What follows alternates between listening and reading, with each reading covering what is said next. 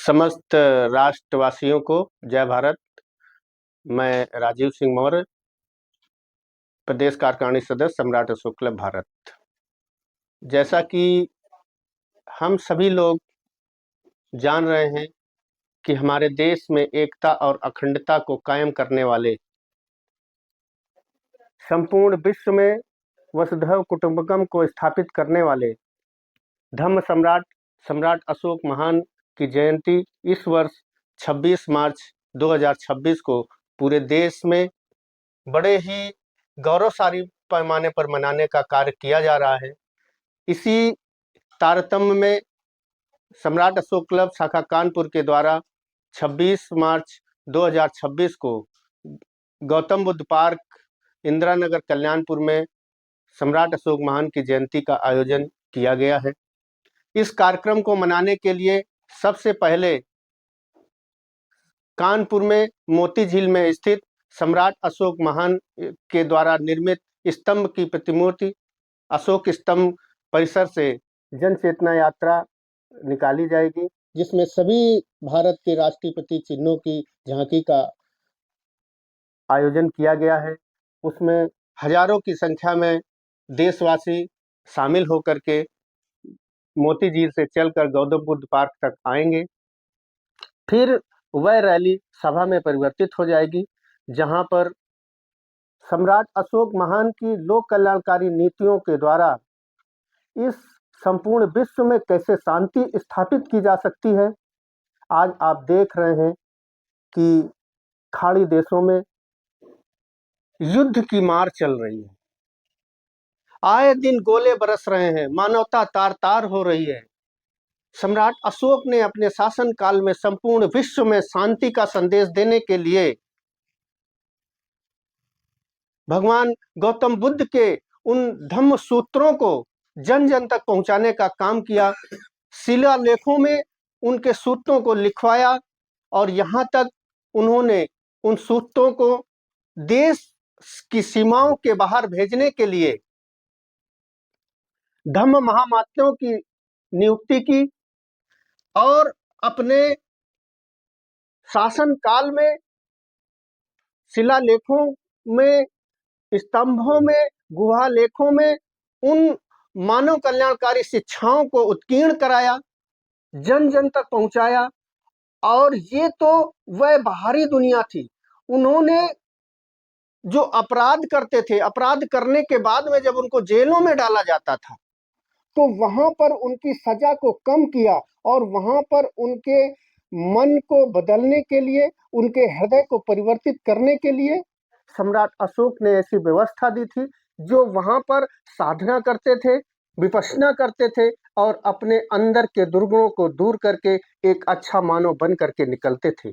यह परंपरा अनवरत चलती रही और फिर उन्होंने अपने पुत्र महेंद्र और पुत्री संघमित्रा को धम्म के प्रचार प्रसार के लिए श्रीलंका की पावन धरती पर भेजा, जो उस समय सिलोन के नाम से जानी जाती थी। आज आप देख रहे हैं कि संपूर्ण विश्व में शांति की चाह है, लोग शांति को खोज रहे हैं कि शांति कहां से मिलेगी, और वह शांति केवल और केवल अगर मिल सकती है तो बुद्ध के धम्म में मिल सकती है और सम्राट अशोक महान की उन लोक कल्याणकारी नीतियों में मिल सकती है। उन्होंने अपने शासन के साथ लोगों को जोड़ने के लिए, लोगों को प्रोत्साहित करने के लिए सर्वधर्म समभाव की स्थापना की। वो किसी भी धर्म की, किसी भी धर्म की कभी भी आलोचना करने से इतर रहते थे। उनका मानना था कि इस मानव जगत में जो जिसको मानता है वो माने, लेकिन उनकी एक दायरा था, उनकी एक सीमाएं थी। उन सीमाओं में रह करके अपने धर्म की बड़ाई करना, दूसरे धर्म की आलोचना करना, ये बिल्कुल वर्जित था उनके साथ। आज क्या हो रहा है हम सभी लोग देख रहे हैं। हमारे देश में या विदेश में इन्हीं को लेकर के आपस में लड़ाई झगड़े मार काट चल रही है, जिससे हमारी मानवता तार तार हो रही है। हम सबको मिलकर इसको बचाने की आवश्यकता है।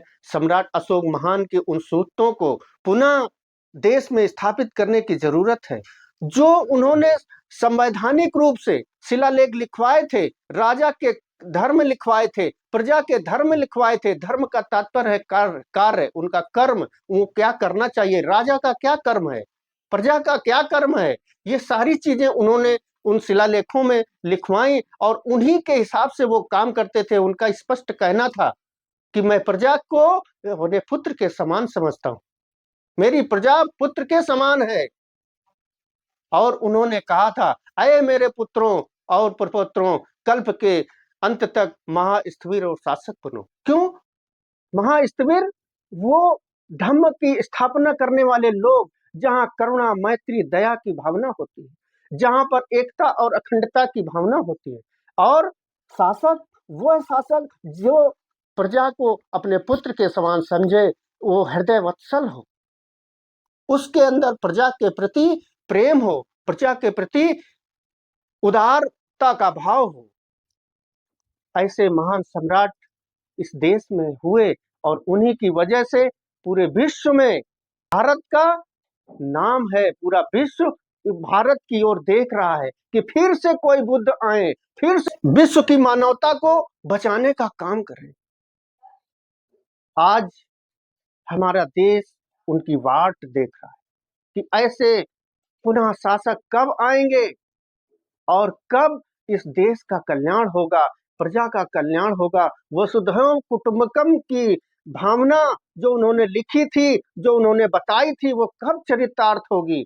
तो सब मिलकर के उनके आदर्शों को स्थापित करने में लगे, जन जन तक उनके आदर्शों को पहुंचाएं।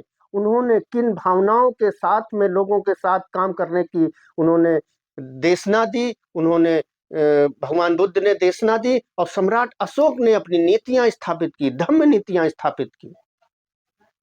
तो मैं यही कहता हूं कि सभी लोग जो जो मेरी आवाज को सुन रहा है, उनसे विनम्र निवेदन करता हूं कि आगामी 26 तारीख को, आने वाली 26 तारीख को सम्राट अशोक महान की लोक कल्याणकारी नीतियों का बखान करते हुए उनके जीवन आदर्शों को अपने अंदर समाहित करने का प्रयास करने के लिए उनकी जन्म जयंती को बड़े हर्षोल्लास के साथ मनाएं, पूरे परिवार के साथ मनाएं।